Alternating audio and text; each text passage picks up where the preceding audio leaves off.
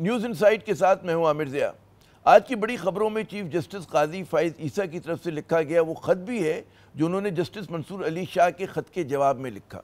Justice Mansoor के ख़त में प्रैक्टिस एंड प्रोसीजर कमेटी की तश्कील में तब्दीली पर इतराज़ात उठाए गए थे और उन्होंने इस कमेटी में बैठने से इनकार कर दिया था। ये दोनों खतूत इस बात की गमाज़ी करते हैं कि हमारी आला अदलिया में तकसीम बढ़ती जा रही और किसी असूल और ज़ाब्ते पर इत्तफ़ाक़ राय नहीं है। ये सूरत हाल पाकिस्तान की आला अदालती निज़ाम के लिए ख़तरनाक है और उसको बढ़ावा देने में हुकूमत और सियासी जमातों का भी बुनियादी किरदार है, क्योंकि सियासतदानों ने आला अदलिया को मुतनाज़ा बनाने में कोई कसर नहीं छोड़ी। चीफ जस्टिस का कहना था कि जस्टिस मंसूर अली शाह कानून के मुताबिक इस बात पर सवाल नहीं उठा सकते कि चीफ जस्टिस किस जज को कमेटी में शामिल कर रहे हैं। उन्होंने कहा कि जी जस्टिस याहिया अफरीदी की जानिब से कमेटी में शमूलियत से इनकार के बाद जस्टिस अमीनुद्दीन खान को शामिल किया गया। दूसरी जानिब हम देखते हैं कि इलेक्शन कमीशन सुप्रीम कोर्ट की मखसूस नशिस्तों के जो देने के फैसले पर अमल करने के बजाय एक मरतबा फिर अदालत उज़्मा पहुँच गया और जनाब ये उसने किया 7 अपने इस तरह के इजलासों के बाद। इलेक्शन कमीशन की तरफ से जारी करदा इलामिया के मुताबिक पार्लियामेंट की तरफ से इलेक्शन एक्ट में तरमीम की गई है। इस सूरत हाल में इलेक्शन कमीशन ने सुप्रीम कोर्ट के वजाहती ऑर्डर के चंद नुकात पर नजरसानी की दरख्वास्त कर डाली, यानी कि कहानी में मजीद एक पेचीदगी आ गई। लेकिन सबसे पहले ज़रा बात होती है मुत्तहदा कौमी मूवमेंट की। तो जनाब बैसाखियों पे खड़ी शहबाज हुकूमत के लिए जो कि मखलूत हुकूमत है, उसके लिए असूली तौर पे मुत्तहदा कौमी मूवमेंट पाकिस्तान की हैसियत एक अहम तरीन इत्तेहादी की होनी चाहिए, खुसूसन ऐसे मौके पर जब वफाकी हुकूमत को मुतनाज़ा आइनी पैकेज पार्लियामान से मंजूर कराने के लिए हर सूरत में 2/3 अक्सरियत दरकार है। MQM की कौमी असम्बली की 22 और सेनेट की 3 नशिस्तें बहुत अहम हो जाती हैं, लेकिन इसके बावजूद वो मखलूत हुकूमत में शामिल अपने बड़े इत्तेहादियों से मतलूबा तवज्जो और अहमियत हासिल नहीं कर पा रही। ऐसा क्यों है? MQM को क्यों इतनी ज़्यादा लिफ्ट नहीं मिल रही? और हम देखते हैं कि ना ही MQM शहरी सिंध के हकूक़ के एजेंडे को मौसर अंदाज में आगे बढ़ाने में एक जो हमें नज़र आता है उसकी कोशिशें वो आपको नज़र नहीं आ रही हैं। MQM ज़राए के मुताबिक शहबाज हुकूमत और उसके सरपरस्तों के नज़दीक MQM को ऐसा बच्चा जमहूरा के तौर पे लिया जा रहा है कि जिसे जब कहा जाए कि घूम जाओ तो वो घूम जाता है और जो उसे रटाया जाता है वो उसे अदा कर देता है। गो कि MQM के सरबराह खालिद मकबूल सिद्दीकी वज़ीर आज़म के दौरे अमरीका में हर अहम मौके पर उनके दाएँ या बाएँ नज़र आते हैं, लेकिन MQM ही के ज़राए तस्लीम करते हैं कि उनकी जमात को खिलौने देकर बहलाया जा रहा है। MQM के सीनियर रहनुमा फारूक सत्तार ने कौमी असम्बली में अदम तवज्जोही का शिकवा करते हुए कहा कि जी MQM की हिमायत को गैर मशरूत समझा जा रहा है। अगर हम हलीफ हैं तो हमारा भी गिला है, हमें भी टेकन फॉर ग्रांटेड लिया जाता है। तो जनाब इन्हीं हालात की बिना पर MQM अपने ही रिवायती हलकों में शदीद तनकीद की जद में है। गुज़श्ता 2-2.5 बरस में ये जमात बतौर कहते हैं ना कि इसके नकादों के शहबाज शरीफ की C टीम की हैसियत से उभरी है कि जब चाहा मोम की नाक की तरह मोड़ दिया, और ये तनकीद बड़ी हद तक दुरुस्त भी है। MQM का PTI के साथ छुड़वाने के लिए भी नून लीग और पाकिस्तान पीपल्स पार्टी ने मार्च 2022 में अलग अलग मुआहिदे किए थे। MQM ने पीपल्स पार्टी के साथ 17 नुकाती मुआहिदा किया था और नून लीग के साथ 27 नुकाती। लेकिन MQM के रहनुमा इतराफ़ करते हैं कि शहरी सिंध की बेशतर शिकायतें वैसी की वैसी हैं जो उन मुआहिदों से कबल थीं। सिर्फ मरदमशुमारी का वादा पूरा हो सका, लेकिन MQM का जो बुनियादी मुतालबा यानी कि मजबूत शहरी हुकूमतों का क़याम वैसे का वैसे ही धरा रहा। और यही नहीं बल्कि शहरी सिंध के मसाइल भी जू के तू हैं। कराची की वही टूटी फूटी सड़कें हैं, वही दिन दहाड़े कहते हैं रेजनी के वाक़यात हैं, जराइम में इजाफा है, पानी में कमी है, कूड़े के ढेर हैं और हत्ता के गली कूचों में फिरते आवारा कुत्ते भी। यानी कि कुछ भी नहीं बदला।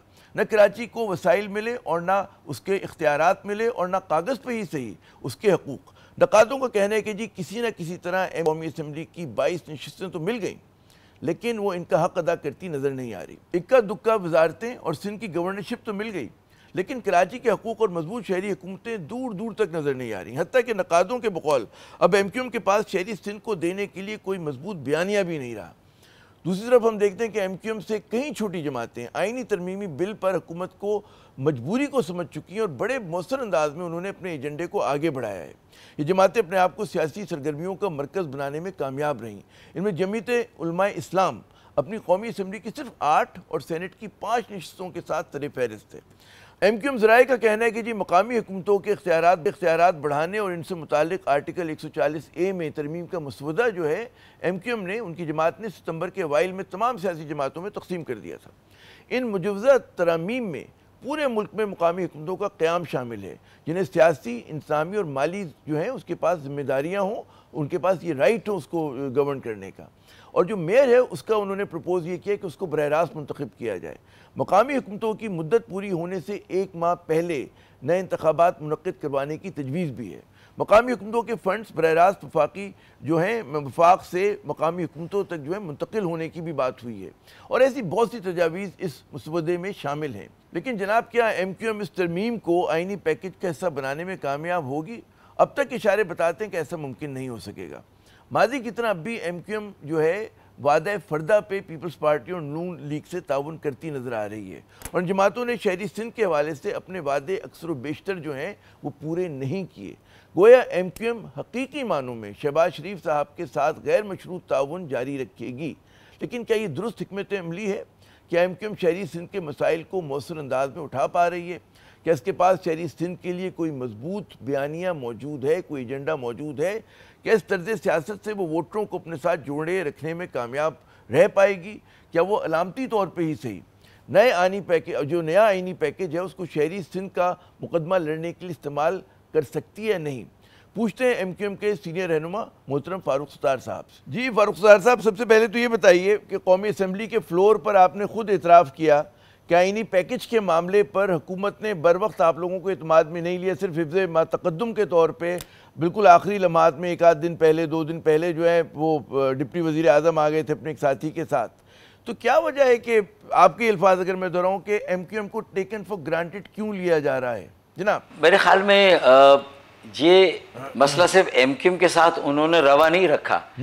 MQM का अगर नंबर आपके साथ है और आप MQM को टेकन फॉर ग्रांटेड ले भी रहे हैं तो मौलाना फजलुर रहमान को मनाने के लिए जो जतन करने चाहिए थे, जो पापड़ बेलने चाहिए थे, मेरे ख्याल में उसमें भी बहुत ज़्यादा कमी जो है वो रखी गई। अगर वो पूरा 1 हफ्ता जिसमें सारे नेशनल असेंबली के मेंबर्स और सेनेट के मेंबर्स, इवन अपोजिशन को भी ये था कि अगर मुखालफत बराए मुखालफत में इस आइनी तरमीमी बिल की मुखालफत उन्होंने करनी थी, जिसका बुनियादी मकसद अदलिया के निज़ाम को बेहतर बनाना और वफाकी आइनी अदालत को कायम करना, ताकि जो आला अदालतों और अदालत उज़्मा पर मुकदमात का बोझ है उसके लिए यकसोई के साथ ज़्यादा वक्त और तवज्जो देकर काम करें और आइनी अदालत अपना काम करें, जो कि कई सालों से एक पेंडिंग एजेंडा है। तो उसके लिए भी जो प्रिपरेशन होनी चाहिए थी, जो तैयारी थी, वो नहीं थी, और जिस तरह की अहलियत और स्किल की ज़रूरत थी वो भी नज़र नहीं आया, और जिस तरह की पॉलिटिक्स की ज़रूरत थी बदकिस्मती से वो भी नज़र नहीं आई। तो ज़ाहिर है कि एक दाना दोस्त होते हुए, एक वाइज फ्रेंड के तौर पर हमने अपने हलीफ को शिकायत की। मैंने बिल्कुल खुलकर असेंबली के फ्लोर पर खड़े होकर मैंने ये बात की कि देखें, कॉन्स्टिट्यूशनल अमेंडमेंट एक मुख्तलिफ अमेंडमेंट है, उसकी अहमियत कई गुना ज़्यादा है, और एक आम जो कानून साजी उसमें और आइनी तरमीम की कानून साजी में बड़ा फ़र्क है। तो आप उस सीरियसनेस का मुजाहरा भी करें, उस तरह की इंक्लूज भी शो करें, हर पार्टी के पास अपनी मुख्तलिफ टीमों को भेज कर आप उनको किसी तरह उनके दिलों को जीतें, उनको राज़ी करें। लेकिन अगर आप ये काम नहीं कर रहे या नहीं करेंगे तो इसका मतलब ये है कि फिर आपकी खुद अपनी संजीदगी जो है वो उस पर एक सवाल आता है। तो मैंने तो खुलकर कहा कि हमें भी आखिरी दिन जी आपने तो खुल के कहा। मेरा सवाल ये है कि MQM की 22 नशिस्तें हैं जो अच्छी बड़ी भारी तादाद है, क्योंकि मखलूत हुकूमत जो है शहबाज साहब की इतनी मजबूत नहीं है, उसको बहुत सारे सहारों की ज़रूरत है। आप भी एक बहुत बड़ा सहारा हैं। तो कई सियासी जमातों ने, जिसमें जमीयत उलमा इस्लाम भी शामिल है, कि इस मौके को इस्तेमाल किया अपने मुतालबात को हाईलाइट करने के लिए, अपनी अहमियत जताने के लिए, और MQM अपने 3 सेनेटर्स और 22 नशिस्तों के बावजूद वो काम नहीं कर सकी। जैसे कि आप लोगों ने मतलब है कि ठीक है, एक आइनी तरमीम आपकी तरफ से भी गया है कि जी 140A यानी कि जो मकामी हुकूमतें उनको ज़रा सा इख्तियारात दिए जाएँ आइन के तहत, और उसकी आपने तमाम शराइत जो है उसके वादे किए हैं उसके अंदर, ठीक है। लेकिन वो हमें नज़र नहीं आ रहा कि आपने उस लेवरेज को अच्छी तरह इस्तेमाल किया हो। और बहुत सारे कराचीआइट जो हैं और जो लोग MQM की सियासत को जानते हैं वो हैरान है इस बात पर कि MQM जो है बिल्कुल मतलब है बड़ी प्लाइंट MQM है। जनाब देखिए, अगर MQM कंप्लाइंट है और MQM खुद इस चीज़ को महसूस नहीं करी कि ये टाइम है कि हम पॉलिटिकली जो हमारे मेन एजेंडा उस पर अच्छी बार्गेन कर सकते हैं। अच्छा, तो मैंने जो आखिर में बात की थी उसमें सिर्फ ये थोड़ी गिला शिकवा किया था कि एमक्यूएम को टेकन फॉर ग्रांटेड लिया जाता है, उसमें मैंने ये वाली बात भी तो शामिल की थी कि भाई हमारी भी लापता अफराद हैं और उस पर भी हमारी बात हुई है। ये और बात है कि हमने धूल नहीं उड़ाई, हमने शोर नहीं मचाया, हम मीडिया ग्लेयर के सामने ये सारी चीज़ें लेकर नहीं गए और उस तरह की पॉलिटिक्स नहीं की जो मौलाना फजलुर रहमान ने इस अपॉर्चुनिटी का अपने एजेंडा को हाईलाइट करने के लिए पूरा फ़ायदा उठाया। हम ये कर सकते थे, लेकिन अगर हमारी बहुत सारी बातों को हमारे पार्टनर ने माना था और इस दौरान जो भी उनसे बातचीत हुई थी, चाहे उसमें लापता साथियों की बाजियाबी थी कि जिसके लिए खातमी मीटिंग अब होना है, जिसमें सारे रियासती इदारों को बुलाकर सामने बैठकर मोहसिन नकवी हो, प्राइम मिनिस्टर हो, डेप्यूटी प्राइम मिनिस्टर हो, और वहाँ सवाल किया जाए, बिल्कुल 2+2 4 की बात की जाए कि भाई है कहाँ ये जो 150-200 लोग अभी भी अपने घरों को नहीं वापस आए। 700 लोग आ गए वापस इस असना में कुछ 2-3 सालों में, जब से ये सारी जो है वो कॉन्फिडेंस बिल्डिंग मेजर्स हमने और वहां से भी रेसिप्रोकेट हुआ। हुकूमतें जो बीच में थी केयर टेकर या उससे पहले, उन्होंने भी अच्छा रोल प्ले किया। तो मिसिंग पर्सन पे बात हमारी हुई है बिल्कुल और सैर हासिल हुई है। फिर इसी तरीके से इंफ्रास्ट्रक्चर जो कराची का है उस पर जो K4 है वो अब शुरू होना चाहिए और उसे 2 सालों में ख़त्म होना चाहिए और उसके लिए कितने पैसे दरकार, ये सारी बातें हमारी हुई है। और इसके अलावा जो है वो बाइख्तियार जो मकामी हुकूमतें हैं वो आप लोगों की रेड लाइन है ना। सबसे बड़ा मुतालबा है कि अगर वो मसला हल हो जाए, मकामी हुकूमतों को इंतजामी इख्तियार मिल जाए, फाइनेंशियल अथॉरिटी मिल जाए तो मसला हल हो जाता है। तो उसके ऊपर हमें नज़र नहीं आया एमक्यूएम की तरफ से। और खर्चा लोगों का यूँ बढ़ रहा है, मुझे एक जुमला और कहने दें, एक जुमला और, कि खर्चा यूँ बढ़ रहा है फारूक साहब के जब PTI का साथ छोड़ा था आप लोगों ने तो आपने पीपल्स पार्टी से 17 नुकाती मुआहिदा किया, 27 नुकाती मुआहिदा आपने नून लीग के साथ किया। तो वो मतलब है आप लोगों ने तो अपना काम कर दिया, उनकी मदद कर दी, लेकिन उधर से वादे तो पूरे नहीं हुए। और लगता है ये कि एमक्यूएम इस्तेमाल होती है और बार बार इस्तेमाल होती है, थोड़े बहुत खिलौने दे के बहला दिया जाता है, लेकिन आप लोग वो नहीं कर पाते, जो आपके असल अहदाफ हैं वो नहीं मिलते। जनाब देखिए, असल जो हमारा हदफ है वो तो 140A का जो आईनी तरमीम बिल है कि उसको वाज़े करना है, उसमें थोड़ा सा उसकी वजाहत करनी है कि कौन कौन से उमूर, कौन कौन से मजमून और कौन कौन से जो काम हैं वो बल्दियाती, शहरी या मकामी हुकूमत के तहत आने चाहिए और फिर उनके लिए जो भी मकामी टैक्सेस या वसाइल हो सकते हैं वो कौन से हैं। और फिर सबसे बढ़कर जिस तरह सूबे और मरकज़ को कौमी मालियाती कमीशन से जो तकसीम है वो बराह रास्त उसके पैसे मिलते हैं, तो इसी तरीके से बल्दियाती इदारों, शहरों और 130 ज़िले हैं पाकिस्तान के, सिर्फ कराची का मसला नहीं है। तो पूरे तरक्की का इंजन बनाना इन 130 शहरों को, ज़िलों को, और पूरी दुनिया में तरक्की आज जो हो रही है वो अपने ज़िलों और शहरों को एम्पावर करके हो रही है, तरक्की का इंजन बनाए। और ये हमारा आईनी तरमीम बिल, इसका टारगेट भी यही। इस पर तो MOU साइन कर लिया है PMLN ने, और PMLN ने ये भी कहा कि पीपल्स पार्टी इस पर किसी हाल में तैयार शायद ना हो जब तक आप बिलावल भुट्टो जरदारी से अलग से बात ना करें, जो कि हम उनको एंगेज करें, उनसे ये बात कर रहे हैं। और जब वो पहली बार आए थे आसिफ अली जरदारी के लिए सदारती वोट लेने के लिए, तो उन्होंने कहा था कि मैं बड़ा अमेज्ड हूँ, क्योंकि मुझे नहीं मालूम था कि MKM ये जो सारा एजेंडा जो बात कर रही है तो एक ग्लोबल एजेंडा है, पूरी दुनिया में इन सारी चीज़ों पे काम होता है। हम तो इसको उस नज़र से देख रहे थे कि ये अर्बन और रूरल सिंध की डिवाइड है इसमें, तो वो ओपन है। तो हमारी एक उम्मीद है बिलावल भुट्टो जरदारी साहब से कि वो समझते हैं कि लाड़काना नवाबशाह एम्पावर हो जाए तो उसमें बिलावल भुट्टो जरदारी साहब के इख्तियारात कहाँ कम होंगे, उनके फैसला करने की जो एक पोजीशन है उसमें तो कोई कंप्रोमाइज़ नहीं होगा। यही बात CM को समझनी, यही बात सूबाई वज़रा को समझनी, यही बात पूरी पीपल्स पार्टी। तो इसका मतलब है कि हमने ऐसा नहीं किया कि हम खामोश बैठे, हम एंगेज कर रहे हैं सबको। और PMLN ने कहा कि हम आपके साथ एक एक पार्टी के पास जाएंगे और इस आईनी तरमीमी बिल के लिए सबको राज़ी करेंगे, और अगर आप तैयार हैं कि ये बिल डिफीट भी हो जाए तो भी इसको असेंबली में लाके, सेनेट में लाके इस पर हम वोटिंग कराएंगे। और पीपल्स पार्टी अगर इस पर तैयार ना और वोट ना दे, और तो PTI का नंबर तो पीपल्स पार्टी से ज़्यादा है, और PTI का भी ये बुनियादी एक बेबी था, ये बल्दियाती इख्तियारात और वसाइल को और बल्दियाती इदारों को मौसर बनाना, बाइख्तियार बनाना, बावसीला बनाना उनका भी एजेंडा था। तो अगर PTI आ जाती है और पीपल्स पार्टी की जगह वो वोट देती है इसको, तो 2/3 तो हमारे पास मौजूद है। तो हम पीछे नहीं हटे, हमने PTI को भी इंगेज किया, हम JUI को भी इंगेज कर रहे हैं, हमने ANP अगर थोड़ी बहुत कहीं है, जमात इस्लामी की वैसे ही मेरे ख्याल में इस एजेंडे पर सपोर्ट होनी चाहिए, जो पार्लियामेंट में उसका खाल है ही नहीं उसकी प्रेजेंस। तो हमने उन सारी जमातों को जो मैटर करती हैं, जो बड़ी 3 जमातें जो है वो PMLN, PTI, पीपल्स पार्टी, उनको भी एंगेज कर रहे हैं। फारूक साहब, सुनने में बड़ी अच्छी लग रही है आपकी बात, सुनने में बड़ी अच्छी लग रही है। उम्मीद पे दुनिया कायम है, आपकी रजायत पसंदी बहुत अच्छी है, लेकिन सवाल ये पैदा होता है कि जब देखें ना कि ये वाला जो कॉन्स्टिट्यूशनल अमेंडमेंट का मामला है, कॉन्स्टिट्यूशनल कोर्ट का मामला है, बिलावल खुद लीड कर रहे हैं, ठीक है ना, तो उनकी पीपल्स पार्टी के लिए ये चीज़ बड़ी अहम है। तो हमेशा सियासत में कुछ गिव एंड टेक होता है, तो MQM पे लोग हमेशा से ये तनकीद करते रहे कि असूली जो उसके मौक़िफ़ होते हैं उसमें सिर्फ गिव इन कहते हैं, गिव और गिव होता है, खाली गिव करते रहते हैं आप लोग, टेक कुछ नहीं करते। वजारत मिल जाती है, गवर्नरशिप मिल जाती है, लेकिन जो शहरी सिंध के हकूक़ हैं या दीगर शहरों के हकूक़ हैं उस पर MQM फिर कॉम्प्रोमाइज़ कर लेती है। आप कभी सदर के ऊपर वोट डाल देते हैं, कभी आप कुछ कर देते हैं, PTI का साथ छोड़ देते हैं, और अब आप लोगों ने जैसे कि इसके ऊपर बात हो रही है इस आईनी तरमीम पे, तो लोग सवाल तो करेंगे आपसे। देखें जी, देखिए, मैं तो कभी उन सवालात से गुरेज करता ही नहीं, उनसे कहीं डर के छुप के किसी और जगह मैं तो फेस करता हूँ। और मैं तो जहाँ लोग होते हैं, मेरी पार्टी के लोग भी, और मैं यही इससे आपसे कहना चाह रहा हूँ, देखें K4 का मंसूबा भी 15 सालों से दरामद नहीं हुआ।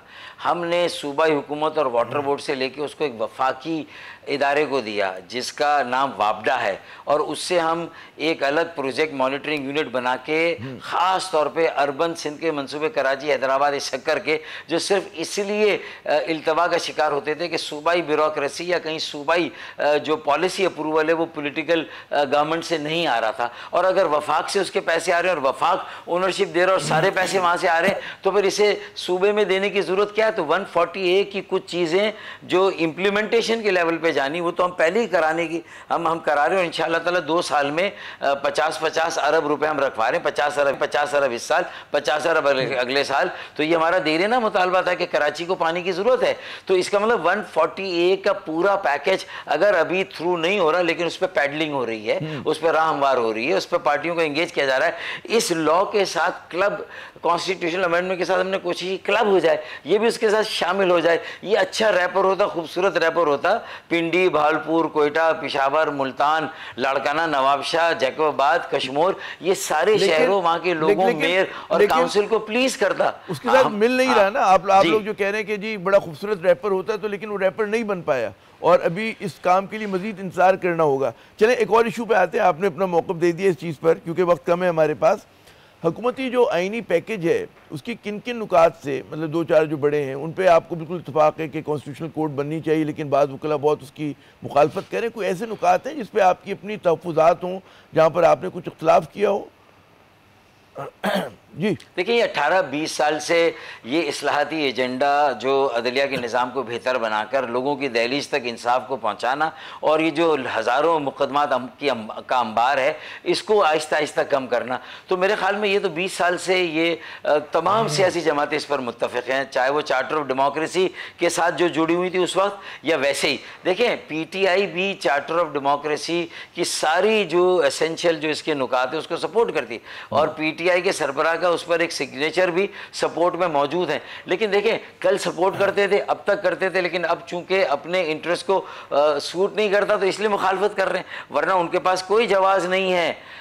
JUI के पास भी और PTI के पास भी के 2 बुनियादी नुकात हैं। एक तो वफाकी आइनी अदालत का क़याम, और पार्लियामान की बालादस्ती को अगर कायम करना है तो जुडिशरी के जजों की सिलेक्शन में, जहाँ जुडिशल कमीशन प्योरली जजों पर मुश्तमिल एक कमीशन है, उसमें 2 सेनेट, 2 कौमी असम्बली के, 2 हुकूमत के, 2 अपोजिशन के नुमाइंदों का वैल्यू ऐड करेगा, एक वैल्यू ऐड करेगा। और एक कमेंट ये कि लोग कहते हैं जी फिर कहाँ गई अदालत की आज़ादी और खुद मुख्तारी, कहाँ गई?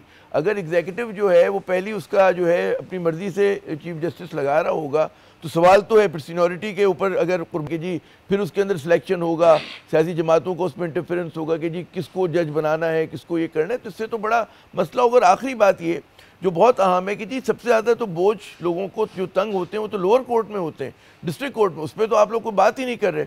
और अगर सही तरह से पार्लिमानी निज़ाम चल रहा हो तो बहुत सारे आइनी मसाइल जाएँ भी ना कोर्ट में। तो ये आप लोग उल्टा नहीं पकड़ रहे इसको, घोड़े को, मतलब पीछे से नहीं आके नहीं कह रहे कि जी जो एक सही रास्ता है उसकी जगह एक मुतनाज़ा तरीके से चीज़ों को किया जा रहा है, जिसकी वजह से आप देख रहे हैं कि इतनी ज़्यादा रेजिस्टेंस है। जनाब देखिए, ये तरतीब तय करना तो सियासी जमातों का काम है कि वो किस तरह अपनी तरजीहात तय करते हैं। मिसाल के तौर पर अगर हम देखें 18वीं तरमीम और उसमें सूबों को खुद मुख्तारी मिली 50 साल के बाद जाकर मिली ना। पहले मजबूत मरकज़, मजबूत पाकिस्तान की ज़मानत था, फिर कहा गया मजबूत सूबे, तो चले मजबूत सूबे बना दिया आपने, और उन्होंने फिर इतना मजबूत हो गए कि उन्होंने बल्दियाती मकामी हुकूमतों के इख्तियारात भी ले लिए, तो वो मंतकी सफ़र रुक गया इख्तियारात की मुंतकली का। तो हमने वही कहा कि भाई 140 में इसे मज़ीद नीचे जाना चाहिए, वसाइल को भी, इख्तियारात को भी, टैक्सों को भी, रेवेन्यू को भी, सारी चीज़ों को। अच्छा, अब ये बात भी यानी कौम परस्त जमातें मान रही है, BNP इसको मान रही है, ANP इसको मान रही है, जो पहले नहीं मानती थी। तो ये एक पेशरफ्त है। इसी तरीके से ये ऊपर से नीचे आ रहे थे। अच्छा, तो ये, लेकिन नीचे के इख्तियारात आपको देने। अच्छा, अब इसी तरीके से अगर वफाकी आईनी अदालत वहाँ बनती है तो कल जो इस्लाहत होंगी वो हाई कोर्ट पर भी अगर जो है वो इस तरह मुकदमात का अंबार लगा हुआ और वहाँ से भी जो सीप करके मुकदमात ऊपर सुप्रीम कोर्ट में आते हैं, तो जब सुप्रीम कोर्ट से रश कम होगा तो फिर हाई कोर्ट से भी जो रश आ रहा है उसको वहाँ कम करना है। लेकिन अभी आर्टिकल 199 में हाई कोर्ट का इख्तियार रखा गया है, आर्टिकल 184 में सुप्रीम कोर्ट के इख्तियार को, इसलिए कि वहाँ के 80,000 मुकदमात तो फारिग हो, फिर जो जो जो जो हाई कोर्ट में अंबार है उस पर भी बात हो जाएगी।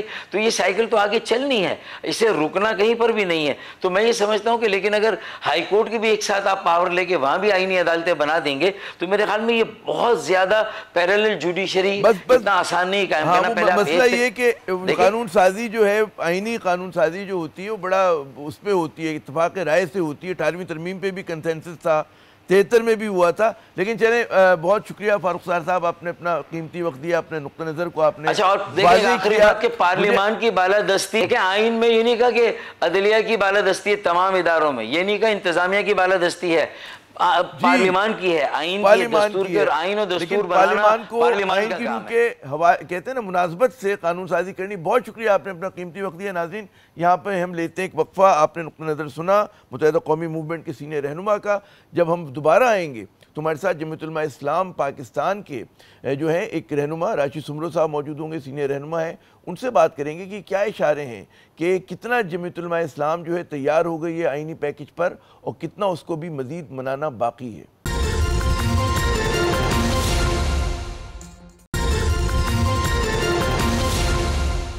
तो जनाब, इशारे यही है कि मौलाना फजल रहमान साहब जो हैं बिलाखिर कुछ लो और दो की बुनियाद पर हुकूमती आईनी पैकेज पर मान ही जाएंगे। मौलाना ने गुज़श्ता रोज़ इस्लामाबाद में सहाफ़ियों से बातचीत करते हुए कहा कि वो आईनी अदालत के क़याम के हक़ में हैं। अच्छा, यही वो बुनियादी नुक्ता है कि जिसकी मुखालफत सिर्फ पाकिस्तान तहरीक इंसाफ ही नहीं कर रही, बल्कि वकला भी बड़े ज़ोरदार अंदाज में इस बात की मुखालफत कर रहे हैं। मौलाना ने यह भी इशारा दिया कि जी बाकी नुकात बशमूल जजों की रिटायरमेंट की उम्र या मुद्दत मुलाजमत पर बातचीत हो सकती है ताकि इत्तफाक़ राय से तरमीम मंजूर हों। लेकिन इनका यह भी कहना था कि वो किसी शख्स को फ़ायदा पहुँचाने के लिए आईनी तरमीम के ख़िलाफ़ हैं। पीपल्स पार्टी से ताल्लुक़ रखने वाले ज़राए का दावा है कि आईनी पैकेज और मौलाना के हवाले से कौम को जल्द अच्छी खबर मिलेगी। अब देखना यह कि जी मौलाना कौन सी बात हुकूमत से मनवाते हैं और उसके बदले किन तरमीम पर इत्तफाक़ करते हैं। दिखाई ये दे रहा है कि आईनी तरमीम की मुखालफत में PTI जल्द ही तनहा खड़ी नजर आएगी। इसे एक दो छोटी जमातों की हिमायत तो मुयसर होगी, लेकिन कोई कहते हैं ना मेजर बड़ी जमात इसके साथ नहीं होगी। सियासत के खेल में PTI का सियासी जमातों से मुज़ाकरात के मुतालिक जो सख्त रवैया है, इसके रास्तों को महदूद कर रहा है और वो मखलूत हुकूमत में पाए जाने वाले जो अंदरूनी तज़ादात हैं उनको अपने हक़ में इस्तेमाल करने से कासिर है। हमारे साथ मौजूद हैं जमीयत उलमा इस्लाम पाकिस्तान के सीनियर रहनुमा मोहतरम राशिद सुमरो साहब। इनसे पूछते हैं कि क्या मामला चल रहे हैं। राशिद साहब, सबसे पहले ये बताइए कि जो मौलाना की कल सहाफ़ियों से मुलाकात हुई और जो कुछ बाद में रिपोर्ट हुआ, उससे इशारे ये मिल रहे हैं कि जी बहुत सारी चीज़ों पर मौलाना जो हैं वो मुत्तफ़िक़ हैं आईनी पैकेज के हवाले से, और उसमें सबसे जो कलीदी बात है वो ये कि जी आईनी अदालत की तश्कील के ऊपर उनको कोई इतराज़ नहीं है। तो ज़रा इसकी वजाहत कीजिएगा। सबसे पहले तो आपका शुक्रिया। देखें, इसके लिए आपको मौलाना फजल रहमान साहब की कौमी असम्बली में की गई तकरीर याद होगी। इब्तदाई तकरीर ही मौलाना साहब का और जमीयत उलमा इस्लाम का न सिर्फ बयानिया और मौक़िफ़ था, बल्कि हम उस बयानी और मौक़िफ़ को अब दूसरी जमातों से मनाने में भी कामयाब हुए। तीन चीजें थी उस तकरीर में जो कौमी असम्बली में मौलाना साहब ने की थी। पहली चीज ये थी कि एक्सटेंशन नहीं मिलनी चाहिए। दूसरी चीज ये थी कि उम्र में इजाफा नहीं होना चाहिए।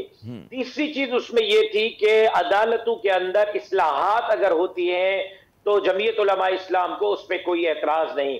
अब उसी फार्मूले पे, ये हमारा फार्मूला था अदालती इस्लाहात का, हमारे फार्मूले पर अब पीपल्स पार्टी भी आई है, मुस्लिम लीग नून भी आई है।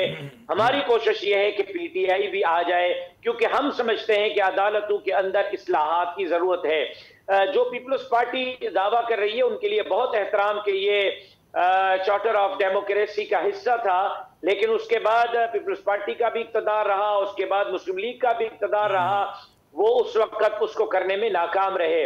इस वक्त तो बात चल रही थी जजों के उम्र बढ़ाने की, इस वक्त तो बात चल रही थी एक्सटेंशन की, दोनों को जेयूआई ने मुस्तरद किया और पेंडिंग जो केस पड़े वोटों के अंदर उनको हल करने के लिए एक नया फार्मूला जमीयत उलमा इस्लाम लाई है, जिस पर इस वक्त पीपल्स पार्टी भी आमादा है, हुकूमत भी आमादा है, और हम उम्मीद करते हैं कि पीटीआई भी आमादा होगी और अदालती इस्लाहात का एक मुत्तफिका मुसवदा जब पार्लियामेंट में जाएगा तो सब उसके हक में मुत्तफिका तौर पर इंशाल्लाह उसको पास करेंगे। अच्छा, आपको मुझसे ज़्यादा इल्म होगा कि आईनी अदालत के कहते हैं ना उसको क़याम के हवाले से बहुत सारे लोगों को इतराज़ात हैं, उसमें वकला बरादरी की एक बहुत बड़ी तादाद है जिस पे उसको तहफ़्फ़ुज़ात हैं बहुत ज़्यादा, और समझते हैं कि इससे जो है एक डायकॉटमी, एक तदाद पैदा हो जाएगा पाकिस्तान की जुडिशल सिस्टम के अंदर।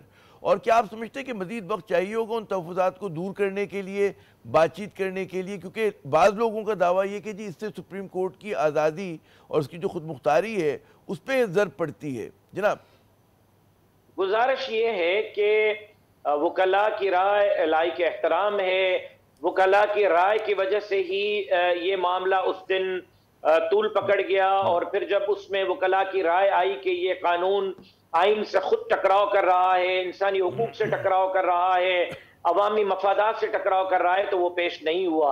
यकीनन ये वकला की राय थी जिसका मौलाना फजलुर रहमान साहब ने एहतराम किया, लेकिन बसद एहतराम आइन के अंदर तरामीम करना वकला का काम नहीं है, पार्लियामेंट का काम है। पार्लियामेंट इस तरह के इंशाल्लाह कानून साजी करेगी कि जिससे अदालत की सुप्रीमेसी भी दाव पर नहीं लगेगी, लेकिन एक जो तासुर है, बड़ी माजरत के साथ अगर आप मेरी इस गुफ्तगू को चला सकें, या आपके लिए कोई मुश्किलात हैं, मुझे नहीं पता कि इंशाल्लाह पूरी चलाएंगे। हमारे मुल्क में आज़ादी सहाफत है, आज़ादी इज़हार है, आप तो मुझसे बेहतर जानते हैं जनाब। अब ये जो एक तासुर है कि ये जज फुला जमात का हामी है, ये जज फुला शख्स का हामी है, इसके होने से हुकूमत को फायदा होगा, इसके बाद आने वाले से हुकूमत को नुकसान होगा, ये चला जाए हमारा हामी नहीं, बाद में आने वाला हमारे लीडर को जेल से निकाल कर तख्ते पर बिठाएगा और इक़्तिदार देगा। इस पर अभी अदलिया को सोचना होगा, मुअज़्ज़िज़ जज साहिबान को सोचना होगा कि उनके अपने इस रवैये की वजह से आज पूरे कौम में इस तरह पाया जा रहा है, उनके अपने रवैये की वजह से आज सियासी जमातों के अंदर ये गुफ्तो शुनीद ज़बान ज़द आम है कि ये इसका है, ये इसका नहीं, ये इसको फेवर देगा, ये इसको फेवर नहीं देगा। ये तासुर न होता, अगर इजाजत मुझे एक सेकंड में पूरा करने दें, ये तासुर न होता तो आज शायद आइन में इस्लाहात की बात न होती, तरामीम की बात न होती, अदलिया के अंदर इस्लाहात की बात न होती।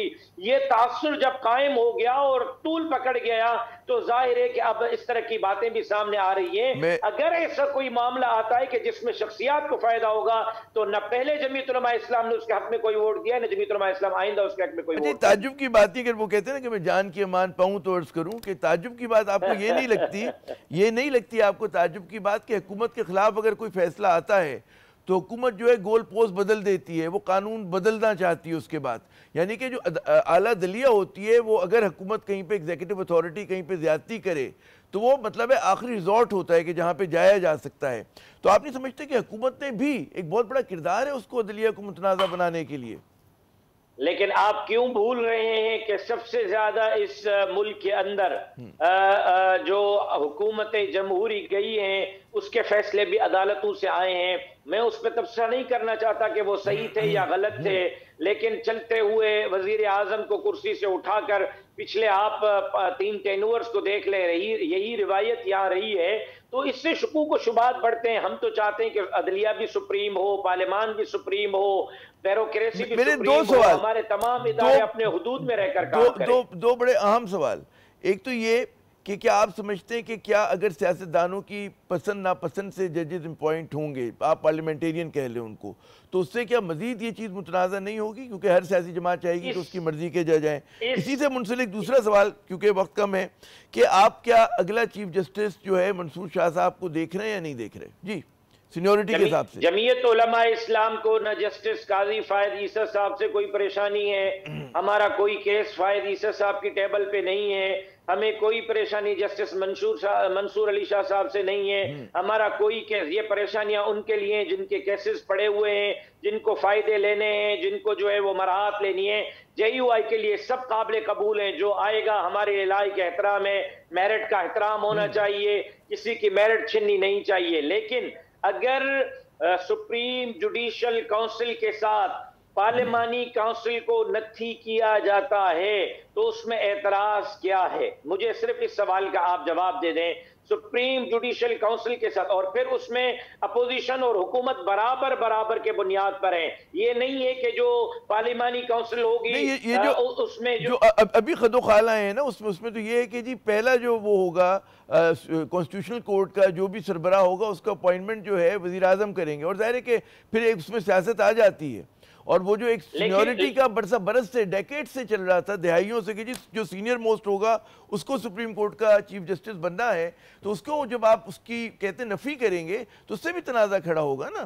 तो अगर वजीर आजम जी, और ये बड़ा धमाकेदार दौर है हमारा सियासत का जी। लेकिन अगर वजीर आजम किसी हाजिर सर्विस जज को या साबिक retired chief justice of Pakistan को लेके आता है तो मुझे बताएं कि अगर वो उस सीट पे बैठा हुआ है, काबिल कबूल है, मुअज़्ज़िज़ जज है, ऑनरेबल है, माय लॉर्ड है, और साबिक चीफ जस्टिस था, काबिल एहतराम था, काबिल इज्जत था, उसके फैसले काबिल कबूल थे, तो अब वो काबिल कबूल क्यों नहीं है? मेरा ख्याल ये कि ये पसंद और नापसंद है। मैंने पहले कह दिया कि ना हमें हुकूमत से कोई लेना देना है, ना अपोजिशन से कोई लेना देना है, हमें कोर्टों के अंदर पड़े हुए आपका बड़ा आपका जोरदार मौकफ है। सिर्फ मेरा आखिरी सवाल, क्योंकि 2 मिनट रह गए प्रोग्राम के इस सेगमेंट को खत्म होने में, जो बड़ा अहम सवाल है कि आप क्या समझते हैं कि जो इस वक्त जितनी सियासी महाजराई पाकिस्तान में हो रही है, ये वक्त मुनासिब है आईनी तरमीम का कि पहले आप हिद्दत में कमी करें, इत्तेफाक राय लाएं, ताकि सबको इत्मीनान हो कि दुरुस्त जो है वो हो रही है कानून साजी, आइन की जो भी आप तरमीम कर रहे हैं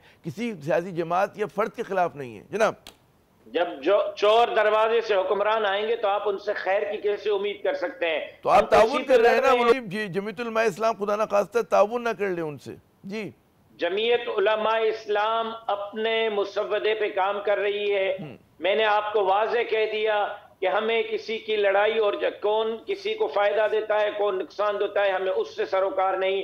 हमें सरोकार 60,000 पेंडिंग केसों से है कि उन केसों को निपटाया जाए और उन केसों को अवाम को रिलीफ दिया जाए जो बकरी बेचकर, भैंस बेचकर, ट्रैक्टर ट्राली बेचकर, घर बेचकर सुप्रीम कोर्ट के वकीलों की भारी भरकम फीसें भरकर अदालत के चक्कर काटता है और उसको 60 साल से 50 साल से इंसाफ नहीं मिल रहा। उससे अगर कोई समझता है कि इसको फायदा होता है, इसको होता है, हम किसी के फायदे और नुकसान के लिए इस दौड़ में नहीं है कि हुकूमत को फायदा होता है या अपोजिशन को होता है। अवाम को फायदा होगा और उस पे जो भी हमारा हम नवा होगा, PTI अगर हम नवा होगा हम PTI के करवट बैठेंगे, अगर हुकूमत हम नवा होगी हम हुकूमत के करवट बैठेंगे, क्योंकि हम इसमें हुकूमत के बिल को सपोर्ट नहीं कर रहे, अपने बिल को सपोर्ट मांग रहे हैं। शुक्रिया राशिद सुमरो साहब, आपने अपना कीमती वक्त दिया। नाज़रीन, आपने जमीयत उलमा इस्लाम फजल ग्रुप का मौक़िफ़ सुना। पर हम लेते हैं एक वक्फा, वक्फे के बाद जब दोबारा हाजिर होंगे तो कुछ बात करेंगे IMF प्रोग्राम पे। मुबारक हो कि पाकिस्तान को एक नई ड्रिप लग गई है और उसके ऊपर हम जरा बात करेंगे वक्फे के बाद।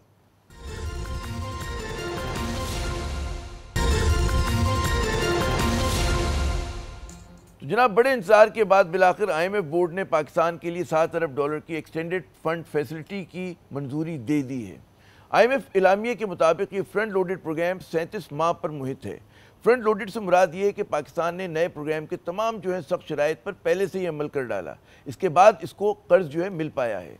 इन शराइत में बेशतर सेक्टर्स के लिए ज़र अनात का खात्मा और रेवेन्यू कलेक्शन के लिए बुलंद आदाब का जो है असूल जैसे इक़दाम शामिल हैं। लेकिन इन इक़दाम का ज़्यादातर निशाना वही तनख्वाहदार तबका और सेक्टर्स बने हैं जो पहले से ही टैक्स नेट में थे। इसके साथ साथ तवानाई की कीमतों में इजाफा भी, बल्कि मैं कहूँगा होशरुबा इजाफा भी, वो चंद इक़दाम हैं जो हुकूमत पहले से ही उठा चुकी है। अब हुकूमत नॉन फाइलर के लिए ज़िंदगी मुश्किल करने का इरादा रखती है, जिसकी तफसीलात सबके सामने हैं। साथ ही इस बात के लिए भी कोशिश है कि ज़राअत पर इनकम टैक्स जो है वसूल किया जाए और सूबे भी टैक्स जमा करने का कुछ बोझ उठा सकें।